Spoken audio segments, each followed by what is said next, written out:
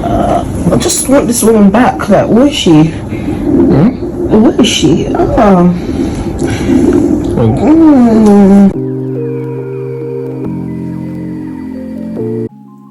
Hi guys, welcome back to our channel. Hey, what's good, guys? You alright?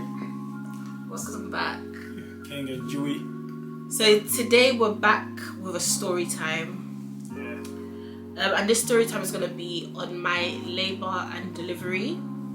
I'm going to be inserting videos because obviously at this time we weren't YouTubers, so yeah, we didn't like record everything, but we've got a lot of recordings because we're just people that like to document stuff via video anyway. So yeah, we've got quite a few things that we're going to be putting up in this while I'm telling this story.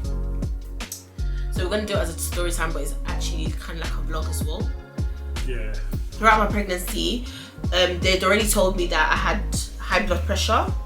So I think it was like reading like 144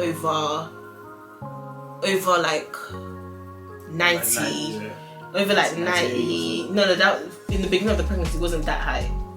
Man, the thing thing is just crazy. Yeah, so it's like 144 over 90, and usually your blood pressure is meant to be 120 over 80.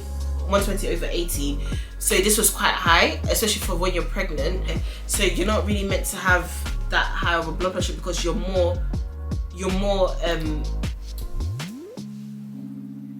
pre-exposed, or you're more likely to have preeclampsia by the end of your pregnancy. So they told me to start using aspirin. So if you're ever told that you've got high blood pressure and they prescribe you aspirin whilst you're pregnant, make sure you take it because it was a lifesaver by the end of the story. So yeah, I was taking that throughout my pregnancy. I also had gestational diabetes as well. Nah, man, it's a lot of complication, man. That's the thing about pregnancy, it's scary. Yeah, it's scary. Like my body was literally, it felt like my body was literally working against me because I've never had like high blood sugar. I've never had high blood pressure. So it was kind of like wow, why are all these things coming at the same time? And yeah, it was just stressful. Like every time I go there, it's always something like, oh, you've got this, or we think you've got that, or you need to be careful of this. And so yeah, obviously it was during the pandemic as well. So I'm allowed to say pandemic, right? So yeah, it's during the pandemic as well. So I had to be careful not to get the virus. Just say virus. Oh, okay. I wasn't sure if I was allowed to say that either. So yeah, so it was a scary time. So was going to all my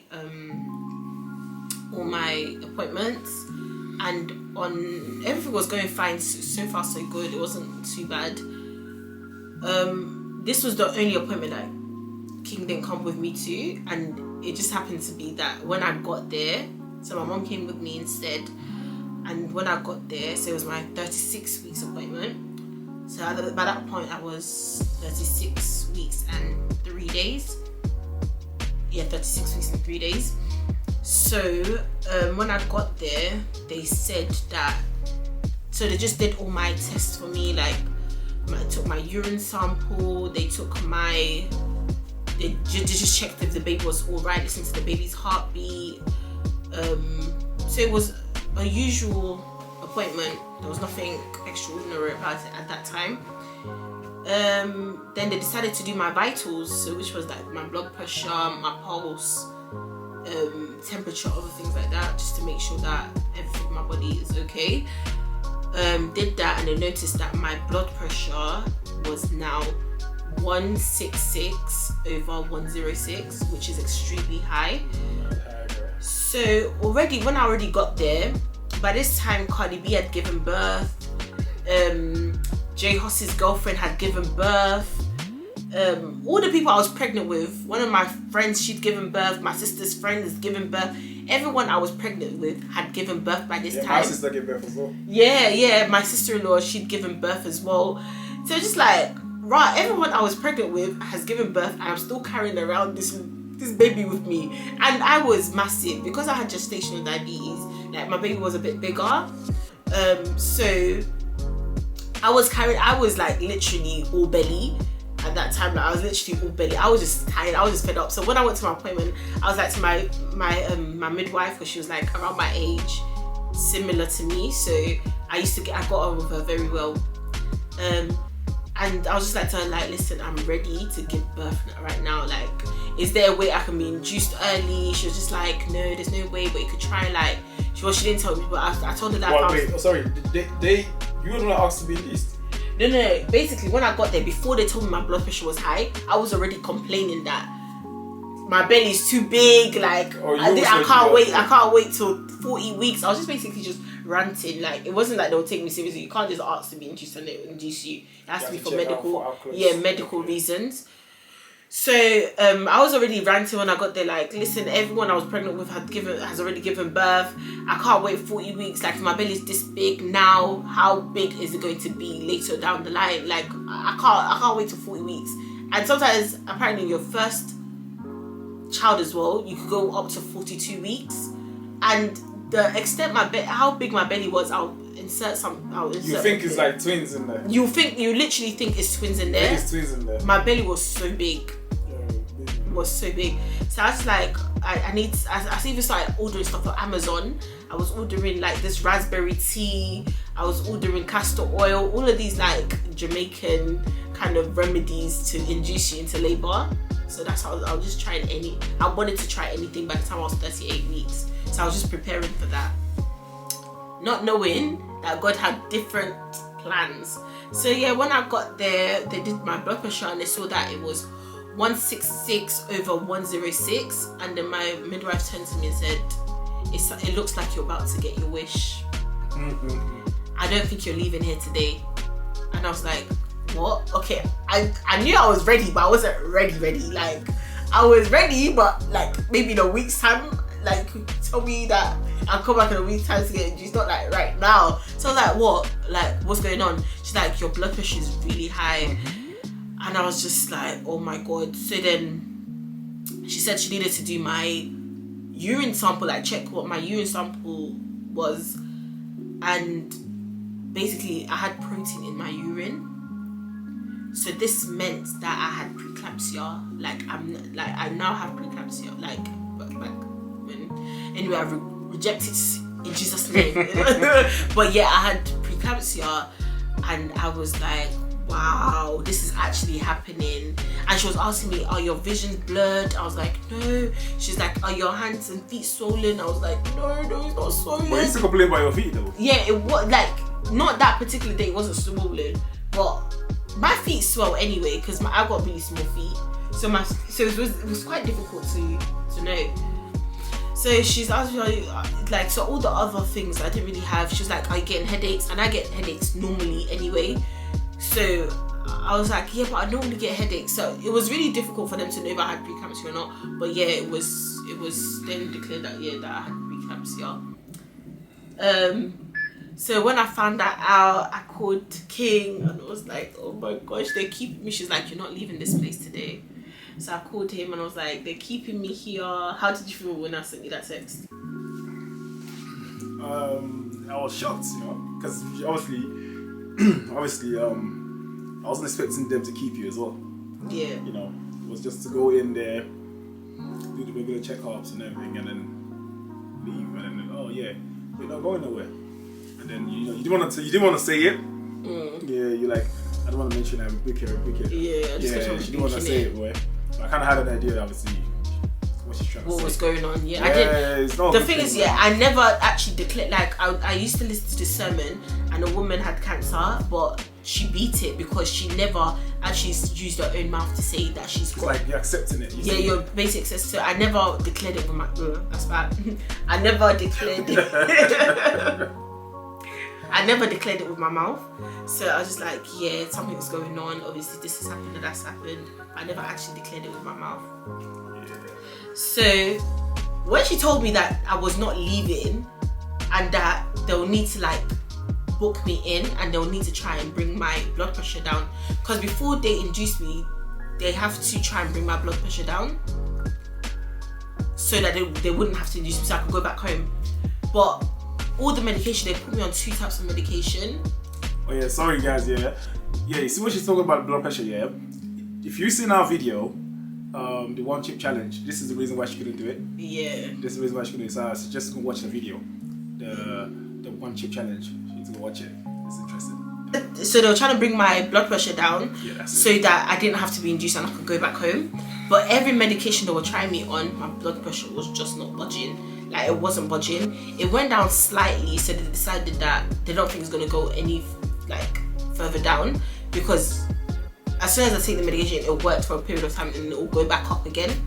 So they said this happened over a period of 2 days. The next day, they decided I was gonna be induced. How you feeling? How you feeling? Yeah, I'm nervous tonight. I'm nervous. I'm happy. I'm excited. A bit scared, but you know, God's in control. How are you feeling? So we can check the spinal cord. How do you feel?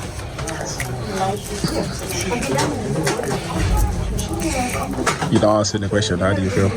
I'm feeling excited because I want to meet the baby girl. And the baby girl. So have you got any message for the baby? I just want you to be safe and well and happy, and can't wait to meet you. That's it. I really can't wait to meet Yeah, you. you drinking? Okay, that's good. Yeah, I can't wait to meet you How too. can you flip it over like that? Why is it gonna be upside down? Don't even know. Yeah, can't wait to meet you. Come safely, Yes. and let my wife be okay as well. Yes. So I was just thinking, when they told me I was gonna be induced and I'm gonna leave this place and I'm going to give birth. Firstly, my hospital bag, I literally just finished packing it. I was so lucky, but things were still separated everywhere. So I needed King to bring it down to London, because I didn't bring it down to London, remember? So King had to like bring it from Kent down to London because I gave birth in London. Then my cane rose underneath my wig, it was not done. Like, it was so messy. I would have been too embarrassed to take off. She's like, I want to get my hair done. I want to get my hair done. I thought I was gonna get my hair done. I was prepared. I was gonna prepare for this birth. I was gonna do single plaits. He choked you. He choked. He shocked. If you see the hair, I had to like Sure. literally, when in between the nurses, the midwives coming in, I had to quickly take out them cameras. I washed it while I was like, I was induced. I washed it while I was washing my hair, because I was like, Wash your hair in there. Yeah, I washed my hair in there. How come I didn't know about this? I didn't No, know shit. just do you see how I'll put videos of what my Yeah, hair looked like. but I didn't even know you washed it. Yeah. Yeah, I washed it, but I didn't comb it. I didn't comb it out, so the hair was just a mess. But at least I washed it. They couldn't think I'm a dirty girl. No way. And I was even lucky that I sorted out my other parts before I went in, because it would have just been a mess. And that's how you know that I was not ready yet. So what happened next? So, Yeah, then you cool. Yeah, I came down, didn't I? I brought the stuff. Yeah, so he brought my stuff And down. then I already knew that I wasn't gonna go for like house till the baby was born. Yeah. And then so I had to stay there. You know, got some food, and then when they induced you. No, there were steps before they introduced me.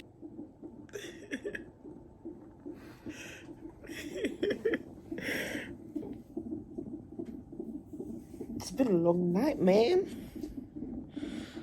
I'll explain later. Hopefully, I don't think I will explain later, but sounds like something that a YouTuber would say. Ooh. So what have they done so far? So basically, I'm 0.5 centimeters dilated. The baby's down, but my cervix is not wide enough, something like that. It needs to get to at least 2 centimeters for them to be able to break my waters and put me in active labor. So they're gonna come and do another assessment. They've done since they've put in the gel, they've done 2 assessments already. But yeah, it's not ready. Well, I'm not ready. It's not her. It's me. Yeah. So just waiting for the 3rd assessment now. It doesn't feel nice. They're put like 2 fingers up here, and then like sweep around kind of thing, and then you're trying to open it up to see how wide you go. But it's not nice. So firstly, when they're gonna induce you, because my water had been broken, they needed to break my water first. So, oh, it was horrible. So the doctor came in and used his fingers and then did like a swipe thing to break my waters. And this was the most... Remember when he did it? Were you there? Yeah. Were you there? Yeah, I was there. And they put their finger in and they did the swipe. I was like, this is not nice. I was there. No, actually, I was there. I was there throughout. The time I left you was when I went to go get stuff. So, my water has been broken now. Thank God. No, babe, stop it. He's trying to look inside.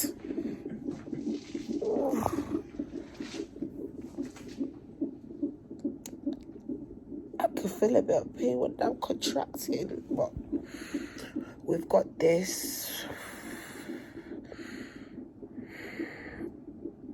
I'm 2 centimeters dilated now.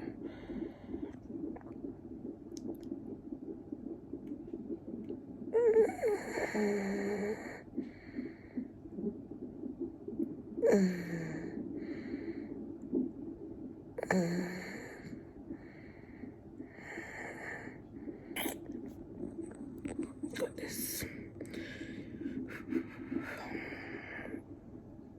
So yeah, he swooped her and then the water broke.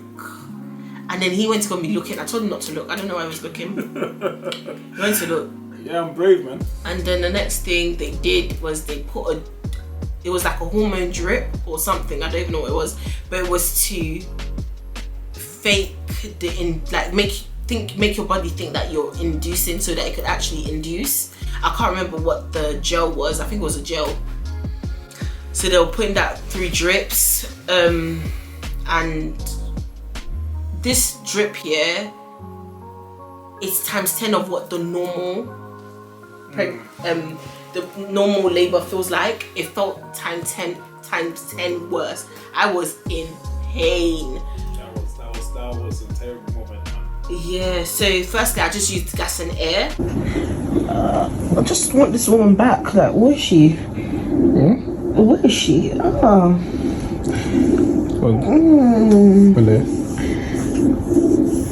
This one's pissing me off.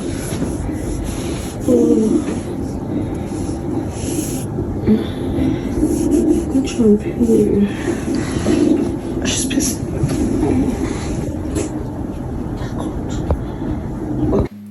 Then I used, where's my phone, sorry, pethidine. So it kind of makes you sleepy, so that you don't feel the pain. Because my blood pressure was going higher and higher, they asked me to use epidural. But I'd spoken to my friend previously and she told me that it may not be a good idea for me personally not to use the epidural, because I didn't want to, not even side effects, I did not want to have a C-section. That was the thing I did not want to have, because already I knew that it's going to be hard for me to drop that pregnancy weight. On top of that, having a C-section, it's going to be hard for me to walk around. I'm already body conscious, and then it's even going to add to that.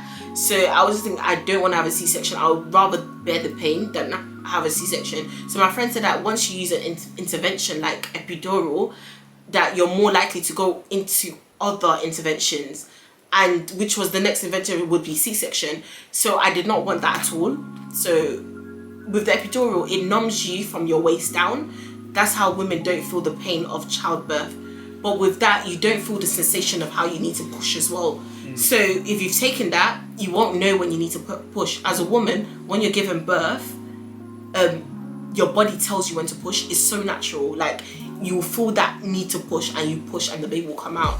But when you've had epidural, you don't feel that sensation to push. And when it's your first child, you won't know how to do it because you've never felt that sensation before. But if you don't take it, then you know the sensation you have to push. So yeah, I decided not to take the epidural, but at the same time, the doctors and everyone was advising me to take the epidural because my blood pressure was so high, and the epidural is also used to bring your blood pressure lower. So I was already on the pethidine. It was making me drowsy and sleepy, but because King didn't educate himself on all the pregnancy stuff, he didn't know that the pethidine I took is meant to make me sleepy. He thought I was passing out. So whilst I'm trying to like sleep off the pain, he's waking me up and shaking me and saying, babe, take the epidural, take the epidural. And these times you tell me what was going, because I was out of it by this time. Alright, so the way it was here, you were misleading with the way you was acting. Yes, I didn't know that was making you drowsy at first, right? So when I knew, and then the way you're like, I don't want to, but then you complain, you shout, you scream, you're doing a lot of things. Yeah. Obviously, I've never been in that position before, where I see a woman in full-blown labor. I've never been in that position before, so I was like, I don't know how to really act. So I was thinking to myself, at the end of the day, yeah, the blood pressure was in my head, because that was way too high already, right? And then I'm already thinking to myself, obviously, worst case scenario, yeah, is think about your safety, That's what I was just thinking about. So I thought, just take it epidural, like, just take it, it's gonna help you out. Yeah, they were just calling in, and I said to mom, like, I explained to her the whole process, the blood pressure and everything. That blood pressure is what makes everyone, or a lot of people, take the epidural. That blood pressure, because come on, 150 something for one, come on, that's a lot. You know what I'm saying? So at the end of the day, your safety was first. Yeah, tell them what you were doing. What was I doing? You were waking me up. Yeah, you already said I was waking you up, innit? I was like, don't sleep, because then they. Is that how you said it? Say how you said it. I wasn't going to say, I'm going to say, wake up. That's not how I was saying it anyway. How were you saying it then? Yeah, I was like, listen, babe, wake up, like, don't sleep. That's how I was saying it. So yeah, he was doing that, and I was just like, leave me alone. I'm trying to sleep. He's like, look, you see, you want to sleep now. You see, don't sleep. Imagine being on the, like, I'm drugged up. I just want to sleep. But the pain was a lot there. Everyone was just doing that. It's not easy. Yeah, so when I slept off when I was like 4 centimeters dilated, by the time I woke up again, I didn't even know what I was yet, but there was a rush of heat and pain that hit me. Because I didn't sleep through all those other levels, the higher you go, so you meant to reach 10 centimeters dilated, I started off at like 0 because they had to induce me. And I was meant to work, but because I slept from 4 to whatever when I woke up, and then by the time I woke up, the heat, the pain, everything just rushed me at once. It was painful. As the nurses and the midwives were walking past, I was like, help me please, help me. You know what the joke is here? Can I? And then I started begging for that epidural. Exactly, that's what I was gonna say. So remember she said, oh yeah, now I'm like, take the epidural. Now yeah, so I went to the shop, right, to go get food and then also charge or something like that. This girl was trying to be brave in front of me. She's like, no, I'm not gonna take the epidural. As soon as I stepped out of the theater. That's when I woke up. No, that's not when you woke up. That is when I woke up. As soon as I stepped out of the theater, yeah, and I went out to the shop, yeah. I was begging. I was begging for that because I was at 9 centimeters dilated. I didn't know what I woke up to. This was pain. Exactly. So then when I came back, they said, yeah, she's asking for it. I'm like, imagine. So now you're asking for it when I was on the check sneaky, innit? But so then I was begging for it, and so what made you change your mind though? That's the pain was like I did not that kind of pain I've never felt before. So then when I asked them, they had to call a consultant in to check if I'm able to have the epidural, like if it's too late, because you can't have it after a certain time period because the baby's too close. So when they checked, they found out that I was 9 centimeters dilated already, so there was no point of me taking the epidural. So I meant to get to 10, so the consultant just told me, he was so lovely. He walked in, when he walked in, it was like I knew everything was going to be okay. Yeah, that man like, knew what he was doing. He knew what he was doing, he had experience. It's them kind of doctors here that when he comes in the presence, you can tell that this man is the one that's going to get things done. Yeah, he knows what to do. So he had like a few junior doctors. I think they tried to let them experiment on her. There's like 5 of them. Yeah, they're all like, there was like 5 doctors. I was just like, I feel like it was an assessment, you know, because they're all trying to be involved. One is there trying to be funny, one is like doing all this. I know. And then they're taking too long. The man just came. It's just like, yeah, it's just like, Chip, chip, chip. he was like, so you on your 9 centimeters dilated now. His voice was so calm. You're 5 centimeters dilated now. We're just gonna have one. We just need to do one big push so that we could get to 10 centimeters. Yeah. All I want you to do is just look into my eyes, and he was like, all I want you to do is just to push one big push. I was like, and then it went to 10 centimeters. It went to 10 centimeters, and then he was like, okay, and then everyone was around me, and they were saying. This one, they were saying, okay, just look at me, squeeze my arm anytime you want to squeeze my arm. King was there, acting as if he's one of the doctors. I didn't know what I was like, come on, let's go. One more, let's go. Push, man. Very imagine, we just had arguments upon arguments because he was trying to force me. Yeah. And then he was just like, I went into the spot mode, boy. He was acting as if he was one of the doctors. One rep. And then they had to use a kiwi so it could be quicker. So they used the kiwi put on top of her head while it was still inside me. While she was still inside me. Oh, the suction thing, you mean? Yeah, the suction thing. So then I had to like push. Within 3 pushes, my baby was out, and I was just like, "Rah, Jimmy, you just did it! You just did it! You just pulled the whole baby out!" Just gave birth. And then this big. Got it. No. Sorry, it's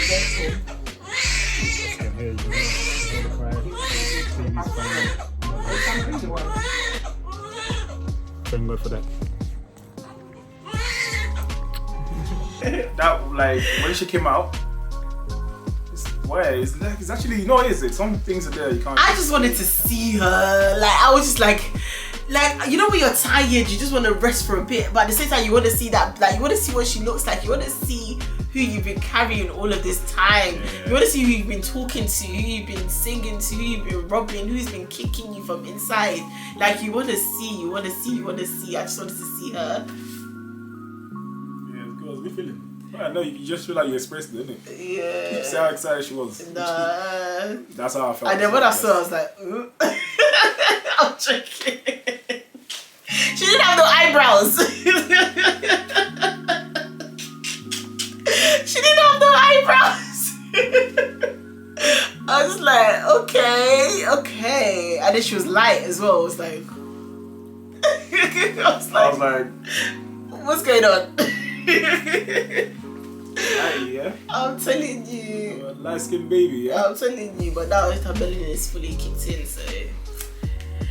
Yes. Yeah, man, it was a good experience. Not going to lie to you, it was a scary experience because of the blood pressure and everything else, you know, and you know how much pain she was in. It was a really good experience as well. You know, I learned a lot from it because now the next one, when we have our next baby, I know what to do. God's grace. Grace of God, I know what to do, the steps to take, this whole preeclampsia stuff. Now I know, you know, now I have to be much more involved. Now, if I knew this before, yeah, I would have probably done a bit more than I did.